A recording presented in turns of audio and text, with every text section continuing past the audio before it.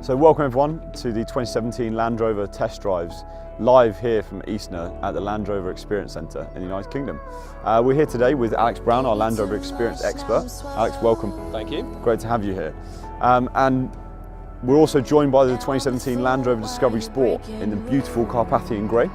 Alex is going to give us a walk around the car before we take on the obstacles that Land Rover Experience Centre here at Eastnor has to offer us. So really nice looking car to start with. You've got that aerodynamic silhouette, sculpted surfaces, quite a compact body, and the LED lights both front and rear, so good visibility in all conditions. Really versatile, really nice car. So inside, if I open the door, we can have a look. We've got the Windsor leather in this vehicle, so looking nice and comfy, and indeed it is. Electric adjustable seats there as well. We've got not just the second row of seating, but we've got a third row of seating in this vehicle as well. So we've got the versatility of the 5+2 arrangement. You can move this middle row around to give yourself plenty of leg room if that's what you need, or more leg room in the rear, or fold things down to give you more or less boot space, again depending on what you need. Should we jump in and go and test this properly? Let's do it.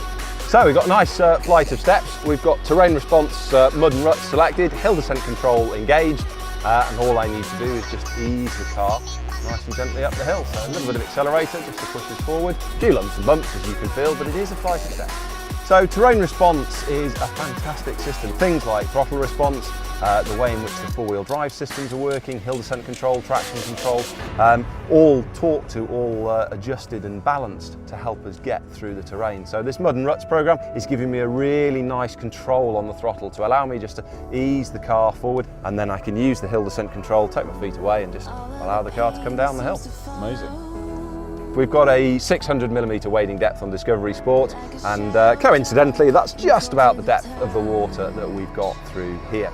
Feet away, lower the car into the water, and then just a little bit of acceleration, just generating a small bow wave, pushing the car through, keeping it moving nice and steady, helping to move some of that water out of the way. Seeing down the sides there, you can see it's about 3/4 there at the wheel. Absolutely perfect for us to drive through there, no problems at all. There we go, out it climbs, easy as that.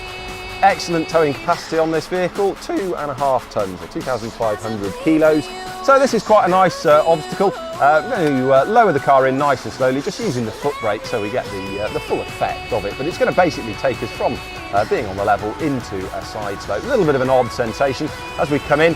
Front wheel drops into the hole, but of course it means the rear wheel lifts up into the air. So you can feel that slightly odd feeling in the car as it tilts over. Rear wheel up on the deck and back down on the ground. About 30 degrees of side slope here, so interesting is probably a good word. Just needs a little bit of acceleration, just get that traction control system working, and it balances the power between left and right, and up we go.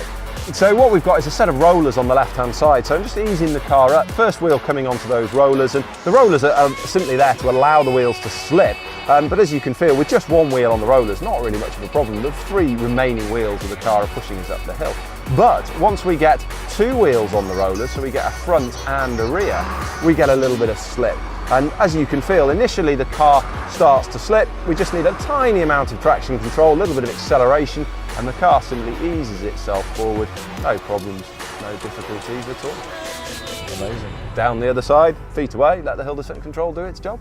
So quite an interesting climb up here. I'm going to let the ATPC do it. So feet away, let the car climb up the hill, and you'll see it's showing us what's going on underneath. So as I steer, you can see the wheel steering on the screen there, and indeed the four-wheel drive system, as it's balancing the power between the front and rear, it just eases us up the hill. A little bit of wheel spin here, but again, system realizes that applies a little bit of power, and it simply eases the car up the slope, no problems at all.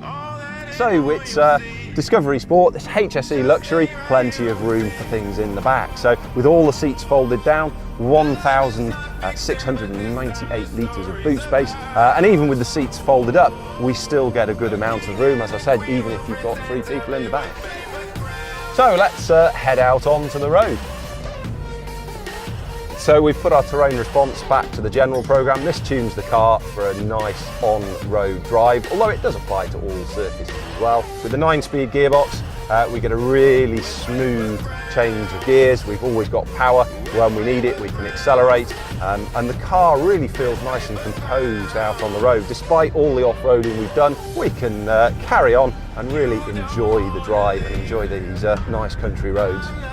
So we've got a whole raft of systems that are there to help us, both sort of in the foreground that we can see and indeed in the background. So things like lane keep assist, which will help us not to drift out of our lane. So if I started to drift over towards the wrong side of the road, it would gently nudge me back towards the correct side.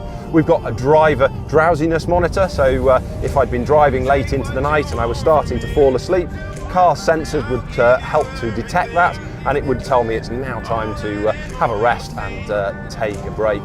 We've also got other features like the park assist, with both parallel and perpendicular parking, and indeed park exit, so when it does park you in a nice tight space, it will get you out again later. We have cruise control, and indeed we can have adaptive cruise control on this vehicle. So the great thing about adaptive cruise control is once you've set your speed, the car looks out in front of us, and if it sees an object that it needs to adapt to, it will reduce the cruise control speed so that we don't get too close. Just looking ahead of me now, in fact, reminded me we've got a heads-up display system on the car. Sadly, you won't be able to see it. It's only visible from the driver's seat. But in there, I've got the current speed, and with the traffic sign recognition system on the car, I can not only have the current speed shown to me, but the car will read the road signs, so I can see exactly what speed I'm doing and exactly the speed limit of the road. So really helpful system there.